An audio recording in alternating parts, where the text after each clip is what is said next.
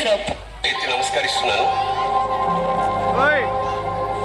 అది చాలా మంది వాట్సాప్ లో వచ్చి ఉంటుంది. రాని వాళ్ళకి ఈ సందర్భం చాలా గొప్పది, నిజంగా హృదయాన్ని ద్రవింపజేసేది, సత్యం కూడాను.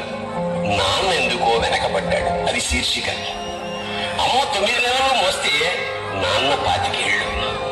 రెండూ సమానమే అయినా నాన్న ఎందుకో వెనకబడ్డాడు. ఇంట్లో జీతం తీసుకోకుండా అమ్మ, తన జీతం అంతా ఇంటికే ఖర్చు పెడుతూ నాన్న. ఇద్దరి శ్రమ సమానమే అయినా అమ్మ కంటే నాన్న ఎందుకో వెనకబడ్డాడు. ఏది కావాలి అంటే అది వడ్డీ పెడుతూ అమ్మ, ఏది కావాలంటే అది కొనిపెడుతూ నాన్న. ఇద్దరి ప్రేమ సమానమే అయినా అమ్మకొచ్చిన పేరు ముందు నాన్న ఎందుకో బాగా వెనకబడ్డాడు. ఫోన్లోనూ అమ్మ పేరే, దెబ్బ తగిలినప్పుడు అమ్మ అని పిలవడే, అవసరం వచ్చినప్పుడు తప్ప. మిగతా అప్పుడు గుర్తురానందుకు నాన్న ఎప్పుడైనా బాధపడ్డా? ఏమో. ఇద్దరూ సమానమే అయినా పిల్లల ప్రేమను పొందడంలో తరతరాలుగా నాన్న ఎందుకో వెనకబడ్డాడు. అమ్మకి మాకు బీరువా నిండా రంగురంగుల చీరలు, బట్టలు. నాన్న బట్టలకు దండెం కూడా నిండదు. తనను తాను పట్టించుకోవడం రాని నాన్న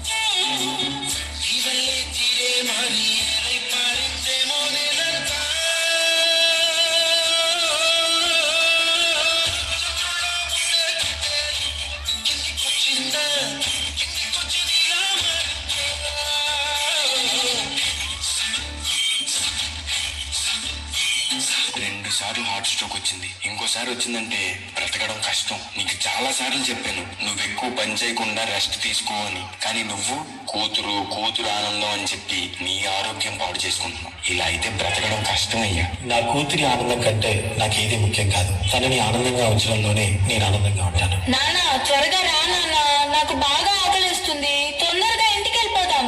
మరేం పర్లేదు డాక్టర్, నేను చూసుకుంటాను. నాన్న, నాకు బాగా ఆకలిస్తున్నప్పుడు ఆ ఆకలి తెలియకుండా ఒక పాట పాడతారు కదా, పాడండి నాన్న.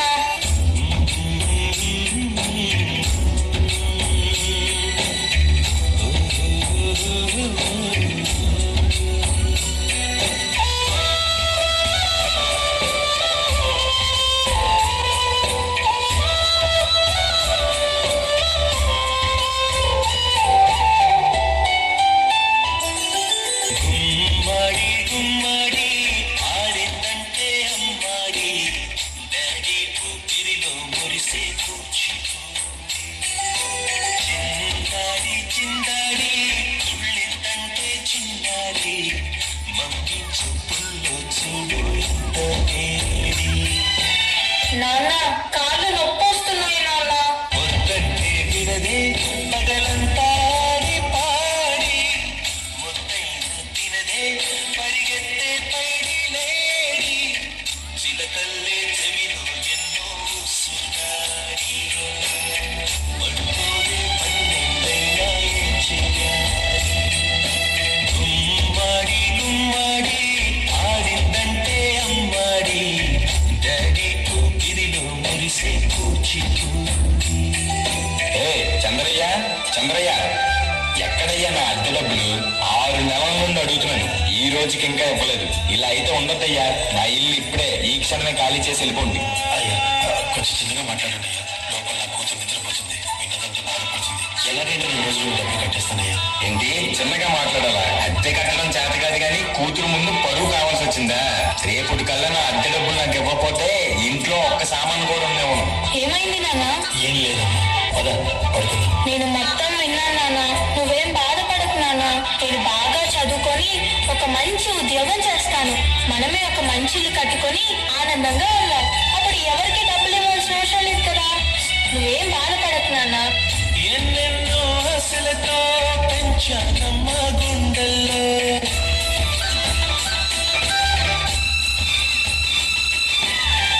ఎన్నెన్నో ఆశలతో పెంచానమ్మ గుండెల్లో, నువ్వే నా కలలన్నీ పెంచలేని కన్నుల్లో, నా తల్లివి నువ్వు, నీ తండ్రిని నేను, ఎత్తినెవరు లాలిస్తున్నారు.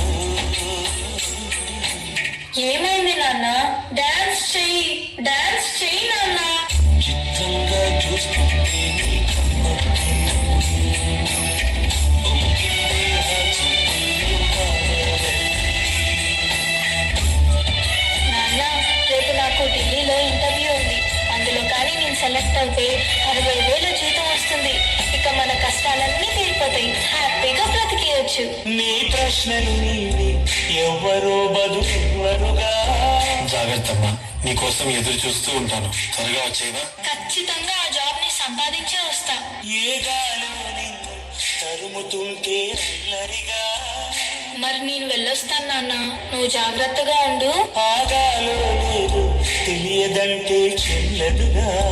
ఈ జాబ్ నాకు చాలా అవసరం. మా నాన్న నా కోసం ఎంతో కష్టపడ్డాడు. మా నాన్నని హ్యాపీగా ఉంచాలంటే ఈ జాబ్ నాకు రావాలి. బతుకంటే బడువా, అనుకుంటే అది సులువా. నా బంగారు తల్లి, నేను పని చేయట్లేదు, డబ్బులకి ఇబ్బంది పడుతున్నా అని తాను జాబ్ చేస్తా అని ఇంటర్వ్యూకి వెళ్ళింది. సర్లే, నేను ఇంకా ఎన్ని రోజులు బ్రతుకుతానో కూడా తెలియదు. తనకి జాబ్ వస్తే తనే హ్యాపీగా ఉంటుంది. నా పాపకి జాబ్ వస్తుంది, దేవుడు ఉన్నాడు, జాబ్ ఖచ్చితంగా వస్తుంది.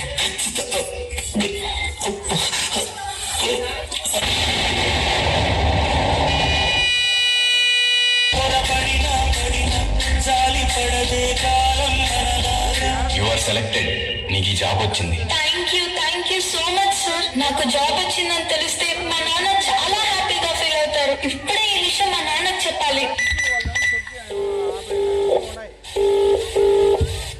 ఏంటి నాన్న ఫోన్ లిఫ్ట్ చేయట్లేదు? సరేలే, డైరెక్ట్ గా వెళ్ళి సర్ప్రైజ్ చేద్దాం. ఆయన హ్యాపీగా ఫీల్ అవ్వడం నేను కల్లారా చూడాలి. ఒక నిమిషం